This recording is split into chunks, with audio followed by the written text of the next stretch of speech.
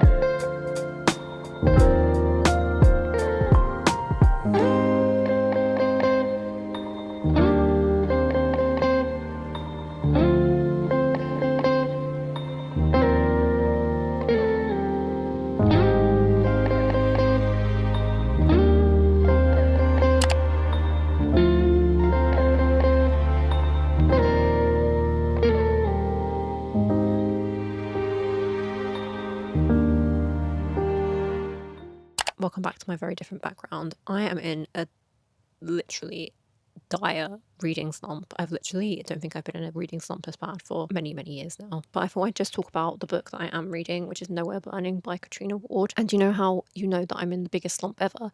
Is that this book came out in February and it's one of my most anticipated reads of the year. But have I read it yet? No. What month is it? April. Am I still reading it? Yes. I don't think I picked it up straight away. Like I bought it straight away because I saw it in Waterstones for like, what, I don't know, for cheap basically. And I just bought it because it had sprayed edges and it looks really cool. You see the sprays? Anyway, I'm struggling to read anything. I can't decide what I'm in the mood to read.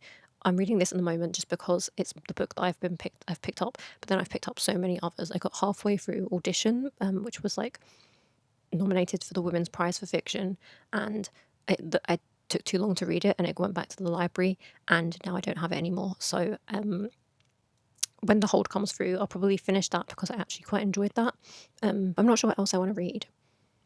I think maybe I need to pick up other things. I was reading Emily Wilde's, the third book in the Emily Wilde series, but then I got fed up of that too. So actually I put that down and I've got like 25% of the way through and then I just need to restart it, I think. But I'm not in the mood for it. It's too slow at the moment. I feel like I need something really that fast-paced and kind of like more thriller or horror-y and more fast-paced basically. So I don't know what I want to read. I've got so many other books as well that I'm like, oh, I should probably pick that up, or I could probably pick that up, but I just don't know which one to go with. And everything I do try and pick up, I just put down, or I just get distracted by something else and like, maybe I should be reading this. But anyway, I'm reading Nowhere Burning at the moment, it's quite good. It's a little bit of a slow start, I think, which is kind of making it slower and making it take longer to read. But maybe at some point I will finish it. I'm only like 80 pages in and I feel like nothing has really happened other than these kids are trying to find their way to like Nowhere, which is like a place where like runaway kids go and they kind of have their own community.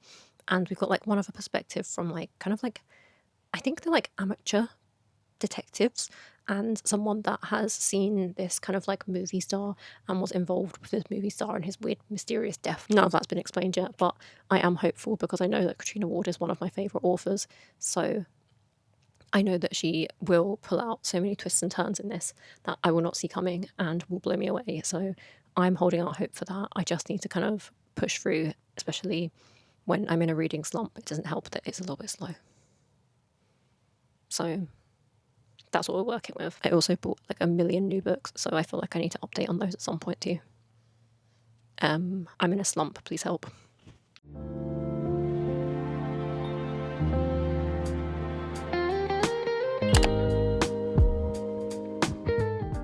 This is like my second overnight box. First one had a really good book, or the premise of it sounds really good. I haven't actually read it, but I figured I'd do like an unboxing of this one. I don't actually know where it is or what it's about. I can't see a thing. Oh, wait.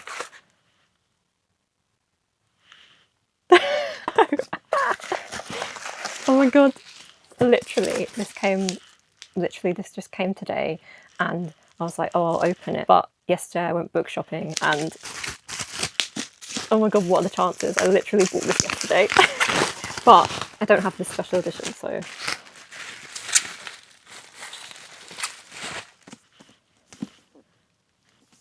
I literally, like, it's literally right here. But I love Kylie Baker so much, so I feel like it's fine that I have 2 copies of it. And also, look how nice this is, and look at the creepy sprayed edges. Oh my god, it's like blood. The Way of the Samurai is found in death.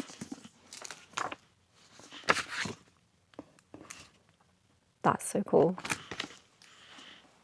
And like the other one I have is like a, oh, that's creepy. That is very creepy. The other one I have is like a different, is it also got sprayed edges, so I feel like it's special in that way. And I guess now I have 2 copies of it. That's what it looks like on the back. I really enjoyed Batita last year, so I feel like it's perfectly fine that I have 2 copies of this, and I'm actually really excited to read it. When I finish reading my current book, which is Nowhere Burning, I'll pick this one up.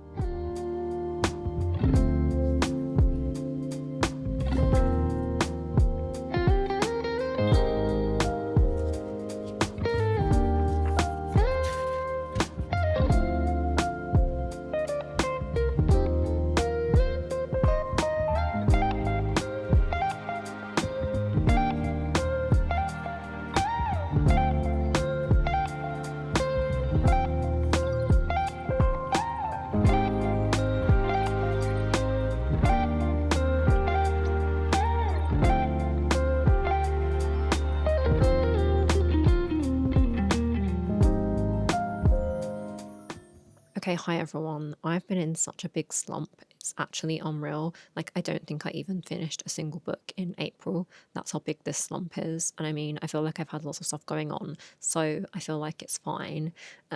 It kind of makes sense. I just feel like I pick things up and then I put them down, and I pick them up and I put them down. And like I said before, like I picked up Nowhere Burning, and then I finished that now, but it took me like, I think I put it in my spreadsheet and it took like 16 days, which is kind of a long time, I guess. Like, it's not the longest, but it's definitely quite long for me. So I mean, I think it didn't help that was like quite a slow book as well. So actually it was took a while, and like the story was quite slow, and I feel like when you're in a slump you need something that's either fast paced or very gripping. Like maybe a thriller's actually good, but do I have any here? No. But something that's kind of like fast paced, thrilling, kind of got a mystery that really grips you and like hooks you, kind of keeps you in, or is kind of short and fun. So I mean, I've got like a little list of books that I'm like, oh, these might get me out of a slump, hopefully. And like, I feel like they help with whatever I'm in the mood for. So some things I think will help a bit more because they're a bit more fun and lighthearted, whereas other things I'm like, I'm not sure. If it's too slow, like I feel like I might put it down. So these are kind of the stuff that I'm like thinking of picking up next. They're basically like my TBR for the month, I guess. So I like put up a post on TikTok about like all the books that I'm thinking of reading next, and like asking basically people's opinions, like help me please, get me out of a slump. What should I read next? And I think one of the popular ones was Japanese Gothic by Kylie Baker. This is like the Evernight edition, which is very pretty. And I think you probably would have seen a clip of it already by now, but it's what I think I'm going to pick up next probably. because it's like my most anticipated one, and I've seen so many people reading it at the moment because it just came out in the end of April, I think. I picked it up straight away as well, but I haven't started reading it yet because I was reading Nowhere Burning anyway. It's essentially like a gothic horror, and horror I feel like can get me out of any slump. So I feel like it's a gothic horror set in like this house in Japan that's set in like two different timelines. So there's like the present day and then there's 1877. And I think like looking at some of like the end pages and the kind of style of the cover, I feel like it's going to be quite gruesome and gory. And I feel like, having read Bat Eater last year and loving it, Bat Eater was also very gory. So I feel like this could be a very good, gripping read, and I really loved Kylie Baker's writing before, so I'm hoping this one comes through just like Bat Eater did, and saves me from my slump. But then also, like in terms of other horrors, I have Wolfworm as well by T. Kingfisher, which I picked up at the same time in Waterstones because it had very pretty sprayed edges, so I couldn't really resist, which I wasn't actually going to buy it. I was going to read it online or like via my library basically, and I was just going to get like a digital copy, but I feel like the sprayed edges are so pretty. And I think this is like another kind of historical horror, and I think it follows a woman who goes to work as like, I think she's like an entomologist, so she studies like insects and stuff. And I think there's things like she goes to this house to work with this like professor, and then she like meets this like reclusive professor doing stuff, and I think it's to do with like experiments and creepy things like that. And I love T. Kingfisher, so I feel like any T. Kingfisher will always grip me and pull me out of a reading slump. So this is up there as like another horror pick. And then I have another Evernight book, which is We Call Them Witches, which sounds really creepy and like post-apocalyptic, and there's these kind of monsters, and there's a girl looking for her brother. It sounds something I'd really love because I love all of those kind of horror elements and the kind of like looking for a family member and those kind of like uncovering kind of elements, which I feel like would be really good. And also this edition is very pretty. And then I also have some other ones that I'm like, maybe I'll read a horror and then I'll read something else at the same time, so pick up two different books. I could also probably do that with my Kindle, but I haven't really looked through there to think out what I want. I haven't really looked too much at my Kindle for the things that I want to read, so who knows. I've got like Atomic Habits open on here at the moment because I was like, I'm going to read this year, and then I keep putting it off. I have a couple of like women's prize ones as well that I want to read. So I have like The Guardian and The Thief and Moderation and Flashlight on my Kindle that maybe I'll read at some point, but I started reading some of them. I just couldn't get into them, so I'm thinking maybe I'm just not gonna read those this year, and maybe I'll just read like the winner or maybe like some of the shortlist. But anyway, for like my lit fic, I have Milk Teeth by Jessica Andrews.